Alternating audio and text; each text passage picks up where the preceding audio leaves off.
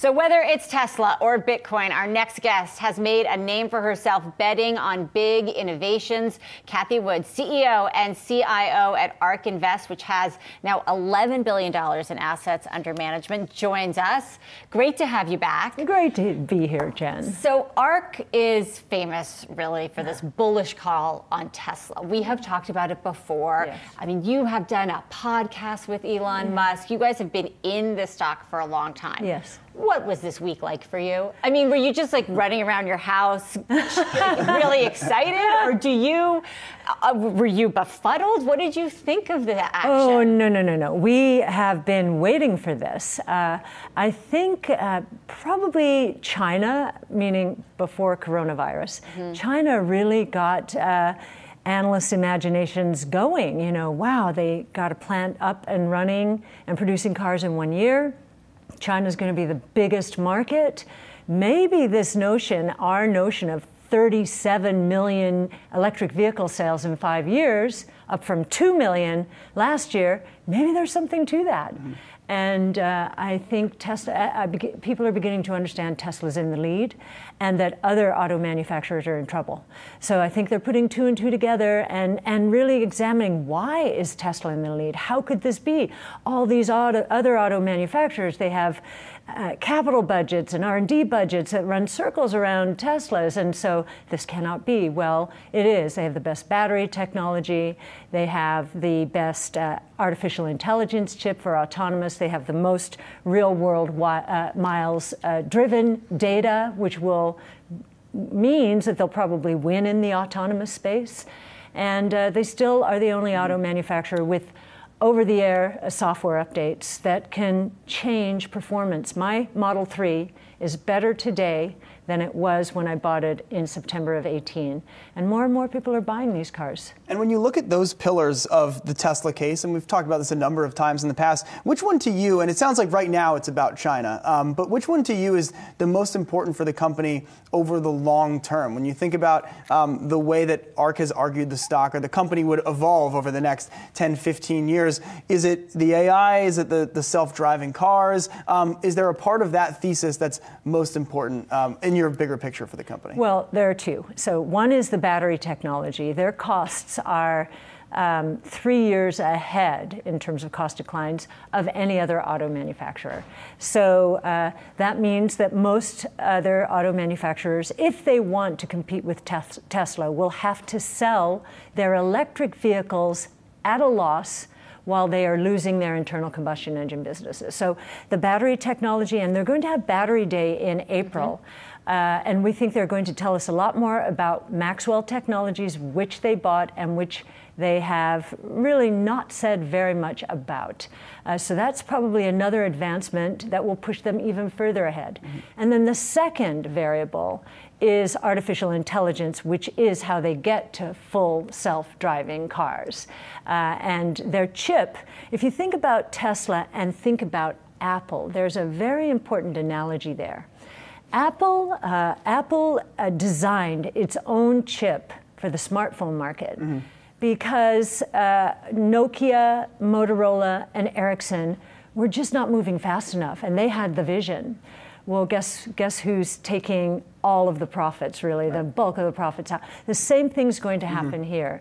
Tesla is moving this market ahead so much faster than the other auto manufacturers that it will take them 3 years to catch up to where Tesla's AI chip is right now. Yeah.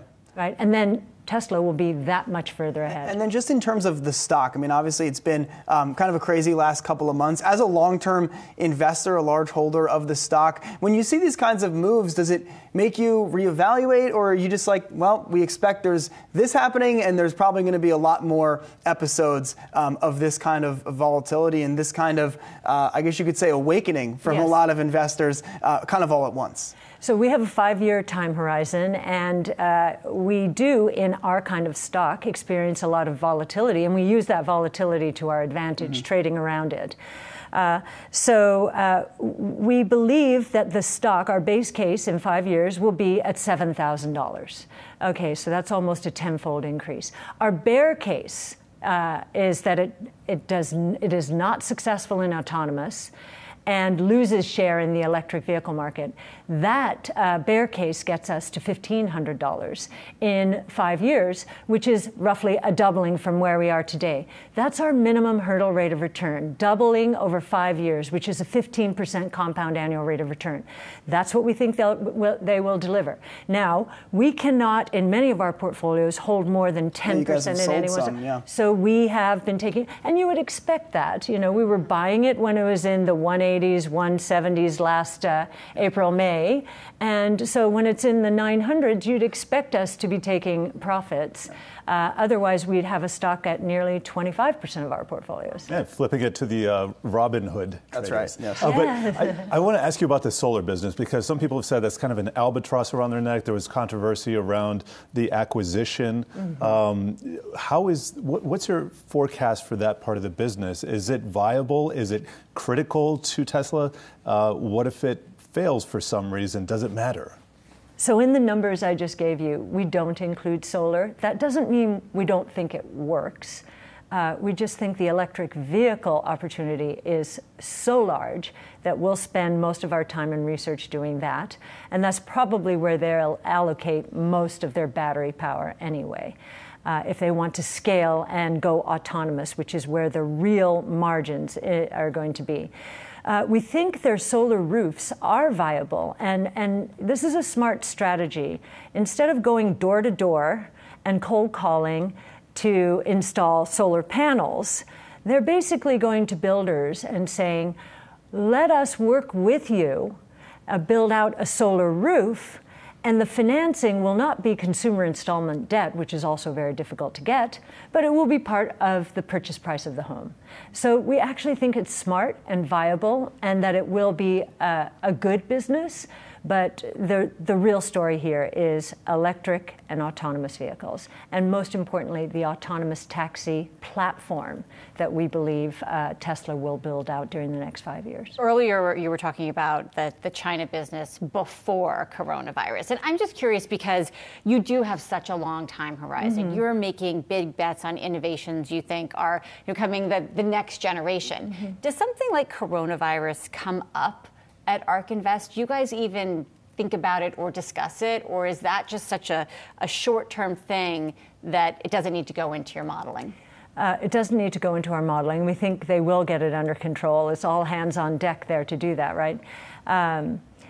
So no, we don't. However, I will say that my experience has been whenever times get really tough, innovation gains even more traction than it might have before. You know, better, cheaper, faster, more productive, better for the environment, especially in China. So I think President Xi will want to change the subject back to let's clean up our environment. And so we actually think this is going to be a good time for Tesla. Hey, we're going to pivot now and talk about Tesla. Shares up again this morning after two bullish calls at Bernstein and Morgan Stanley. Tesla stock up about 100% year to date. And our guest host, Kathy Wood, is not surprised. 2 years ago, right here on Squawk Box, she said, had this to say about Tesla. This stock, in our models, this stock is going to 4,000. Kathy's upgraded that to 7,000 now and is the biggest Tesla bull around. Kathy, firstly, because, of course, we always push negative and positive analysts, as we have with you in the past. Congrats, because you've had a great year off the back of this. Yes. What do you think accounts for that 100% or so gain, when you see how people have talked about it differently today versus a year ago? Okay, well, first of all, I have to give credit to 3 of our analysts and our director of research for the kind of research that has given us this $7,000. The 100% number, I believe, is very much a function of what has happened in China. First of all, profit numbers that way surprised expectation, free cash flow numbers that completely shocked people. But also Shanghai up and running within 1 year for $2 billion. I wouldn't be surprised to see more plants going up in China for that reason. And the reaction of other auto companies now, they are scrambling. Many people ask me the question, well, wait a minute, these these auto companies have R&D budgets and capital spending budgets that could run circles around Tesla. That's true. They have been focused on the internal combustion engine. They have the wrong DNA. They don't have the right kind of software developers. They have mechanical engineers. They have great engineers for what they do now. But what they are trying to do, leaping from the internal combustion engine to electric, is very hard. And we are now seeing, and more people now believe, that battery costs are falling at such a rapid rate that within 2 years, the average electric vehicle, from just a sticker price point of view, will drop below the average internal combustion engine car in price. Already today, total cost of ownership is lower. And I do believe that's one reason that demand is taking off here. Let's talk about the China point a little bit more. Both in the short term, how worried are you about the coronavirus impact? But also in the medium term, because we've discussed this as well with Mohammed earlier, about more companies wanting to rely less on China because of potential volatility from whatever the issue. But you think that the opposite is true for Tesla? I think the opposite is true. If you listen to Elon Musk, he says, I wish our mayors in this country were as tech savvy as the mayors of the average Chinese city. They understand what we're doing. We're not an auto company. We are a technology company, battery company, a transportation as a service company with software as a service like margin. So the Chinese get that, and they, for their environmental reasons especially, they want to proliferate it. We just heard today that CATL, which is one of the largest battery manufacturers in China, is going to be working with Tesla to eliminate or minimize cobalt, which is one of the most expensive parts of the battery. So China, from an ecosystem point of view, is all in for this movement. And I think Tesla would be fine not only fulfilling the Chinese consumers' demand for Tesla, which is a status symbol, they might build but a few also less the coal US. plants over in China, I guess, Yes. but they don't seem to be thinking about that. Let me just ask you. No, nuclear. Nuclear is where they're going. You got a with that. $7,000 price target, so I would think you'd never sell any Tesla. But people go crazy when you're on with the Twitterati are bonkers. Anyway, a lot there's both positive and negative people that follow, and some are always talking about you selling a third of your position or selling this, selling that. Why would you ever sell any, and have you sold any? So, yes. We can only buy up to 10% in our portfolios. So it's for how much it is still 10% of our portfolios. You're going to keep it as much as you can buy. You're going to keep it, and when you sell, that's the reason. That's the primary reason we sell. Primary. There are times if it's up 50% within a few days. Well, if it's going to 7,000, you should never sell. I'm a portfolio manager. Something else is down 20%. Tesla's up 50%. I am going to make those sorts of moves. But Tesla is our largest position. But your other positions aren't going up 10 times in value. Why would you ever sell to get into what other position could possibly be more valuable or more positive about than Tesla? Well, again, having been a portfolio manager for years, I know there's always another side to the story. There will be another controversy when it comes to Tesla. And what I want to be able to do is when that controversy comes around and the stock drops to 8% of our portfolios, I want to have the room, the latitude to buy. All right. But can I just say one thing? What's so interesting in this whole period is that the sell side, if you look at the buy and sell ratings, the number of buy ratings has gone down as the price has escalated, the number of sell up. So 7 buys, 18 sells. And even those price target increases, I bet they weren't associated, or I don't think they were associated with an actual upgrade. So what we have here is a wonderful wall of worry, the best wall of worry I've ever experienced in my career with a stock or with the market. Tasha, good morning. I mean, you guys have been bulls when other people said that you guys were crazy or worse. You held on. You've been right. What is the biggest bull case for Tesla going forward? Yes, well, Tesla's been a top position in a number of our funds for some time now, and we've held the stock since the start of the firm. Our thesis has always been that Tesla's a leader in autonomous electric vehicles. So we think they're 3 to 4 years ahead of the competition on batteries, on autonomous hardware, and autonomous data collection. I think what's really interesting about the current period is that during the lockdowns, we've seen the traditional automaker space really struggle. We know that the future is really all electric vehicles. And if you're a gas-powered car maker, I mean, your core business is on fire right now. So we think, coming out of this, we could see some consolidation in the auto space. And I think it'll only become more clearer that Tesla's really a leader in EVs, and sort of it was smart to start on that early, versus to have to scramble to figure that out now when you have to cut costs in other areas of your business. When you say consolidation in the auto space, I mean, I guess a few years ago, Tosh, I would have asked you if somebody were to buy Tesla. Now I guess I need to ask you if Tesla, which has a bigger market cap than the legacy companies, might be the buyer. What does consolidation look like to you? Well, I think you certainly could see mergers. I don't see Tesla necessarily buying another company. But I do think that in the traditional auto world, you could see companies joining together, or you could see companies completely failing. I mean, we've already seen a number of automakers sort of pull back on their electric vehicle projects. GM cut some of their employees in Cruise, their autonomous division, which is sort of that prize division. And I think, not every automaker is going to succeed in this transition. So to be early and to be as far along and at the scale that Tesla is today is very important. Your job probably partly, Tasha, is to try to poke holes in your own case, right? A good investor will do that. I'm a bull by nature and I believe in this, but I also can't ignore that. What would be the biggest bear case that you would have to make if somebody said, hey, make the biggest bear case? Well, I think I'll tell you what we often hear.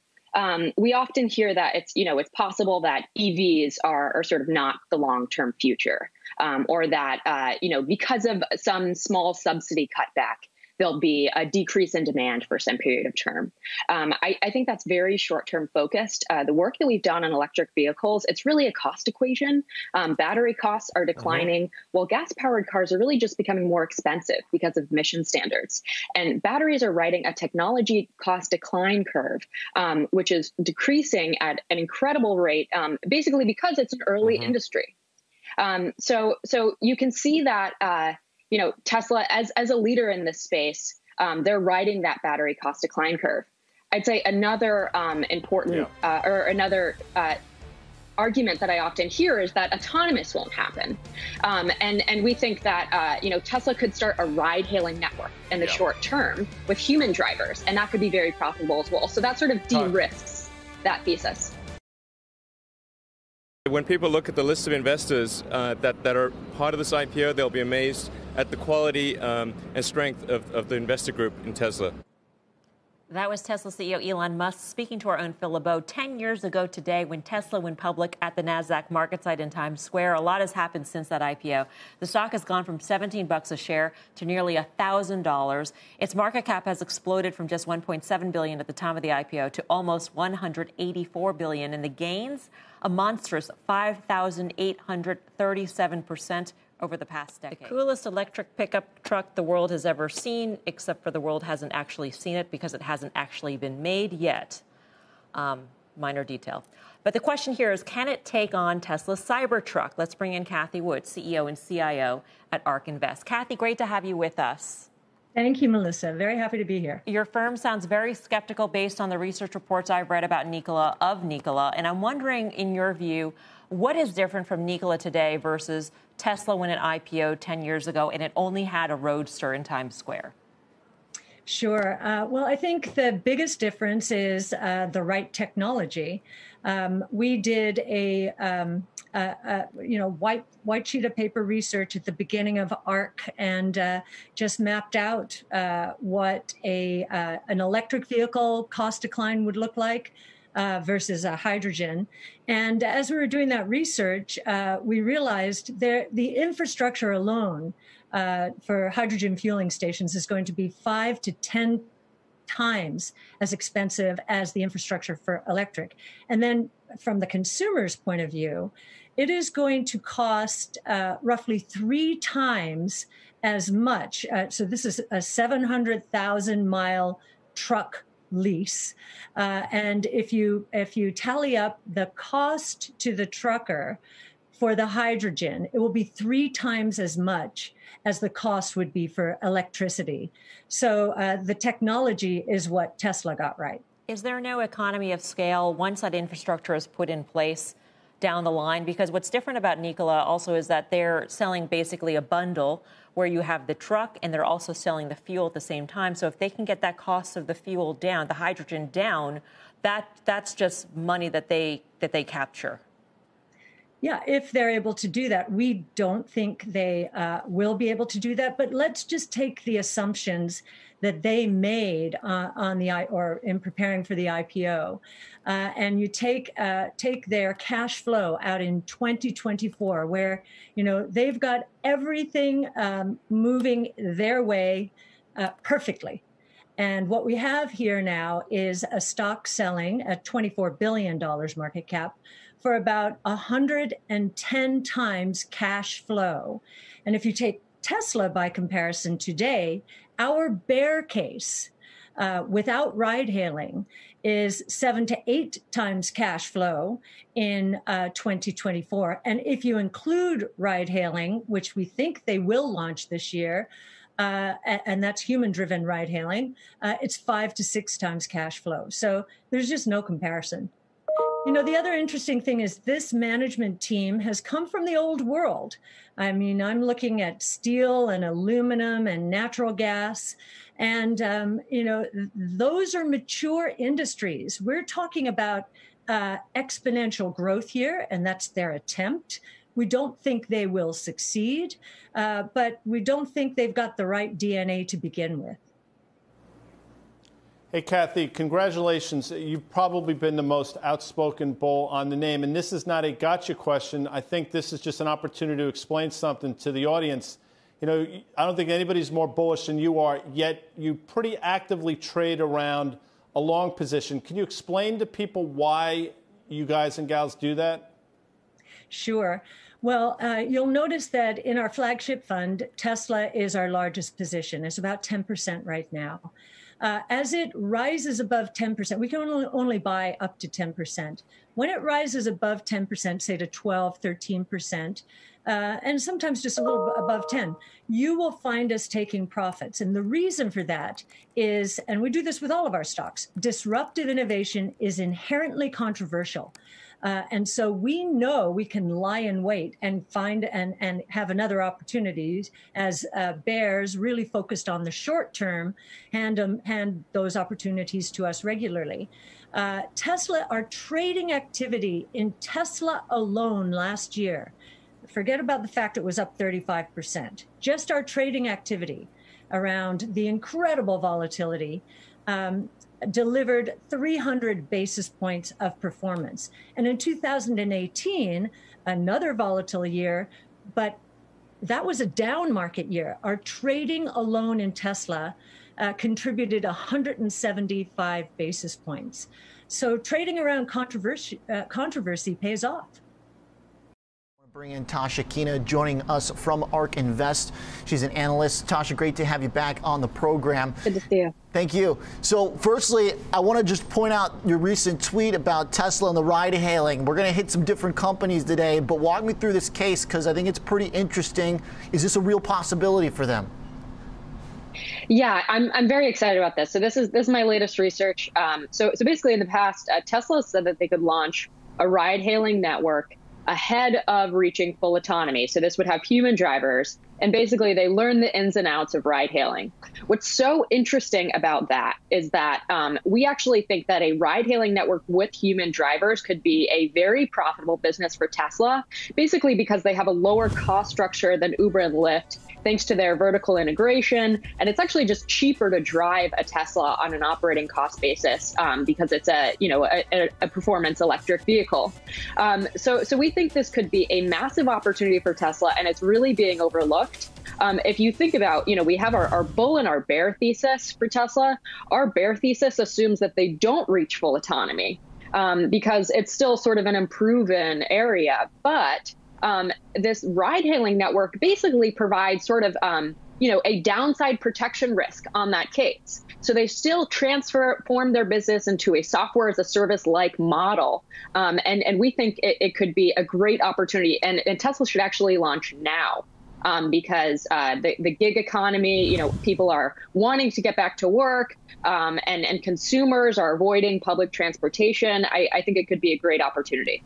It almost sounds like there's like a pseudo kind of philanthropic element to this in a way. Not really the precise word, but given the circumstances of what's happening right now, would it be profitable to Tesla, or is this going to be a distraction from their core message, which is still trying to stay profitable and get the business going? Oh, we think it could be very profitable for Tesla. I mean, if you look at Uber's market in core cities, they're getting a 45% EBITDA margin. We think Tesla could actually get higher because, again, they have a better cost structure than Uber and Lyft. They're vertically integrated on the finance and insurance side. And on top of that, it's a better equation for the drivers if this car is actually cheaper to drive per mile, because then you can imagine the drivers get more take-home pay, or Tesla could take a higher take rate off of those gross revenues. So, Tesla could, and they'd also get more miles for autonomy if they do successfully launch a ride-hailing network. So it actually furthers that goal as well. So I think, there's a clear business case for this. And it doesn't have to be fully autonomous, even though Elon's been talking about that again lately. Exactly. Yes. So today Elon said that he's very confident that they will get the basic functionality of level 5 autonomy this year. And Tesla is really ahead of the pack on this front because they have this massive data advantage. They're taking data from customer cars. So again, this would actually further that goal, because then these cars would be very highly utilized vehicles compared to personal cars. They're used less than 5% of the time. A taxi gets over a 30% utilization rate on average. So this could just get them more miles, basically more data to feed that engine and to prove to regulators, hey, this is safe. Yeah. All right.